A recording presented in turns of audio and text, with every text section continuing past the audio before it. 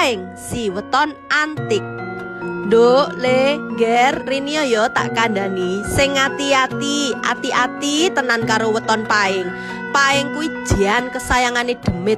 Paing kuwi welas asihe dhuwur timbangane Kliwon, dhuwur tenan padha karo Legi nanging sik dhuwur Paing.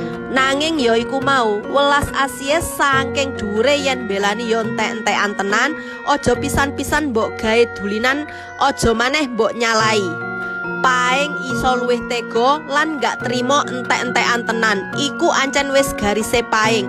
Sifat gawan sangka lair wis ngono kuwi. Dadi kowe ya kudu ati-ati tenan karo Paing. Merga Paing iku termasuk weton antik, paket lengkap sak lengkap-lengkape termasuk cobaane.